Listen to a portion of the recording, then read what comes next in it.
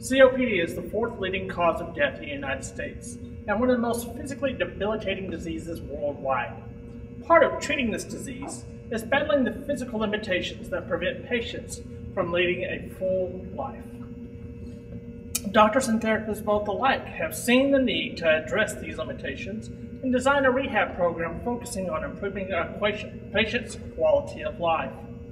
The subject of pulmonary rehab includes many facets that enhance quality of life, with energy production, energy conservation, muscle training, breathing techniques, dietary planning, and psychosocial counseling. Like any program that focuses on patient care, there are real limitations that present challenges to both therapist and patient.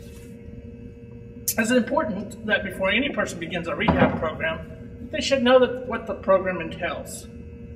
And what kind of outcome that they're going to expect. In this presentation, facts will show realistic long-term and short-term expectations that an individual could expect when starting a pulmonary rehab program. Therapists should encourage patients to ask questions about the process and include them in the planning and development of their individual needs-based program. Questions that may arise might include, when should I expect to see results? What kind of results will I see? Will I be able to do the things that I used to do? Can I live a normal life?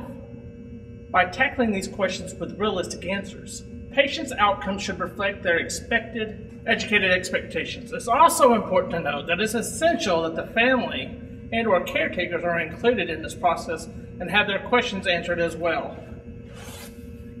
Working together as a team with doctors and patients and caregivers, we can ensure success in achieving improvements in their everyday lives.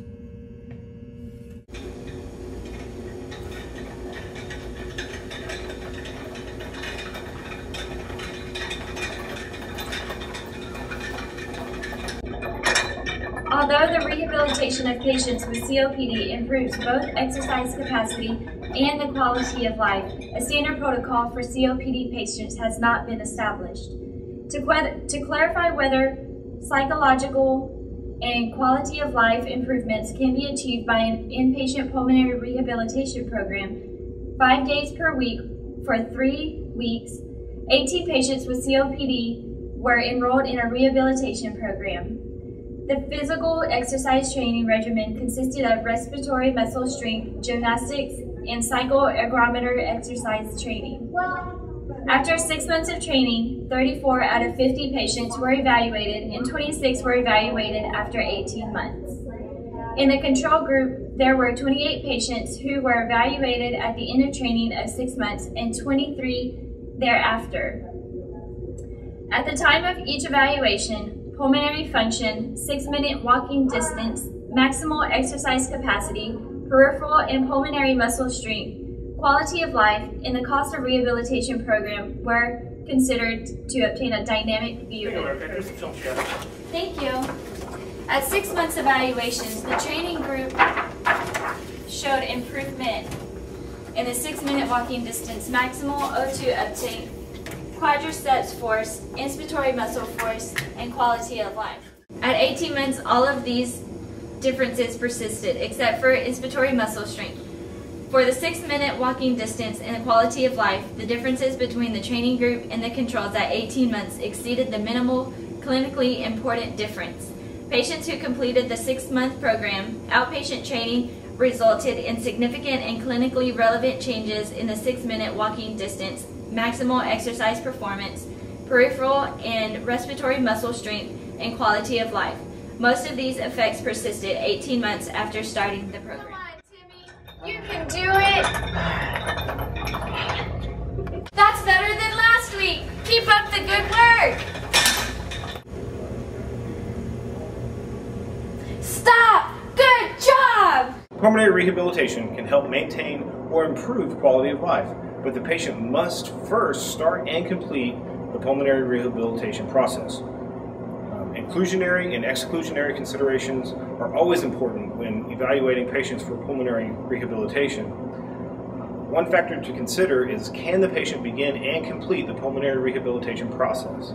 While data is scarce, new research suggests that there are barriers that can be identified and resolved to increase the likelihood of more positive patient outcomes. The Global Initiative for Chronic Lung Disease, or GOLD, published Global Strategies for the Diagnosis, Management, and Prevention of COPD that was updated in 2010.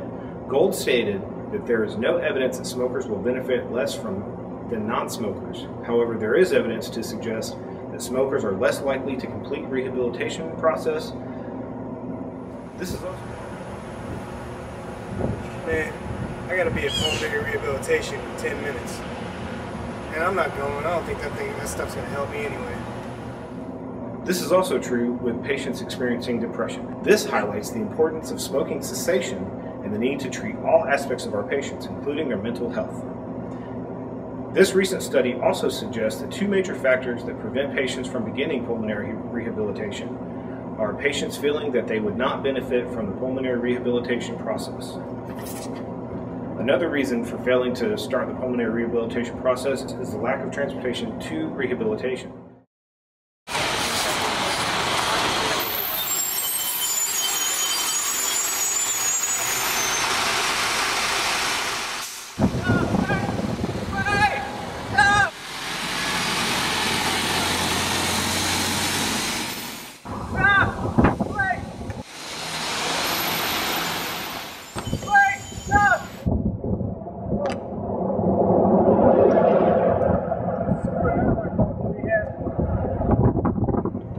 It's important for the healthcare professionals to work together as a team to reduce any and all barriers so that the patient has the best chance to succeed in their rehabilitation.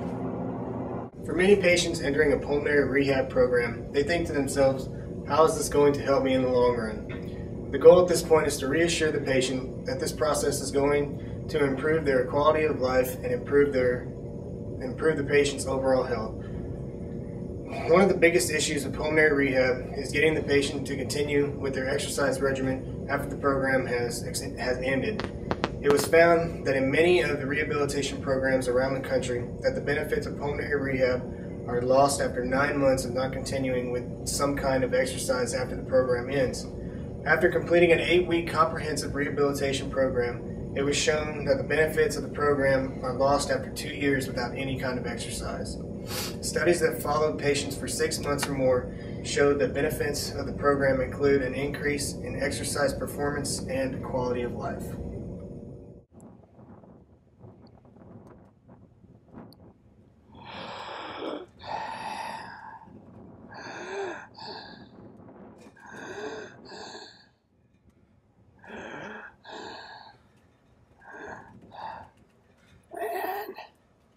Wish I would have stuck. Wish I would have stuck with that rehab.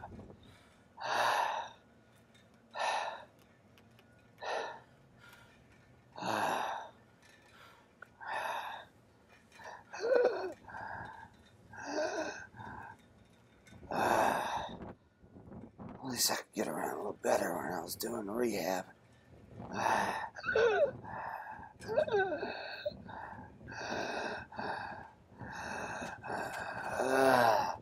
I'll take a rest there for a minute. Oh gosh. I don't want to walk down. Oh yeah.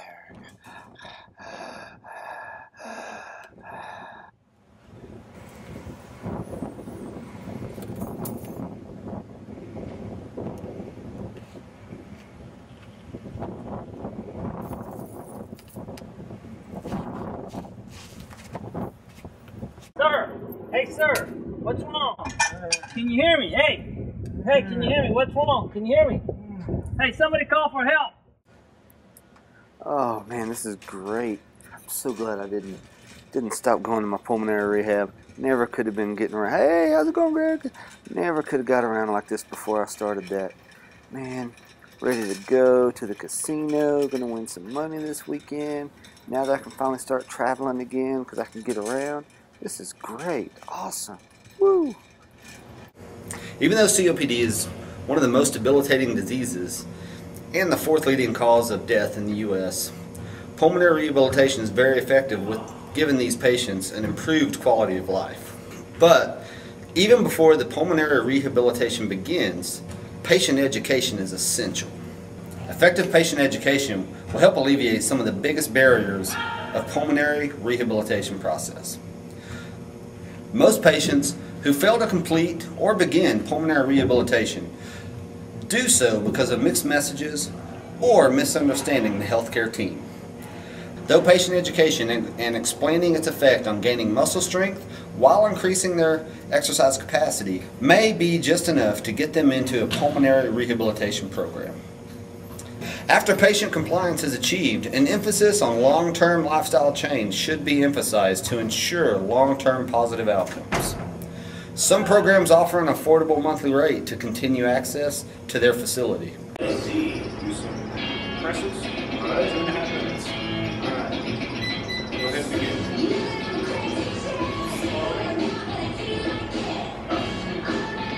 All the way out.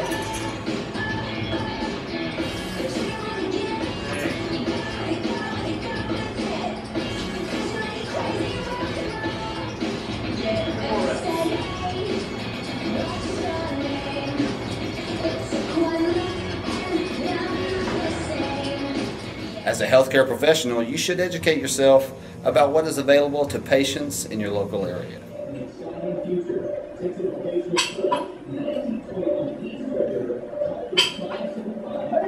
Hey, Bob. How's it going? Oh, I'm doing so much better now that my doctor's advice.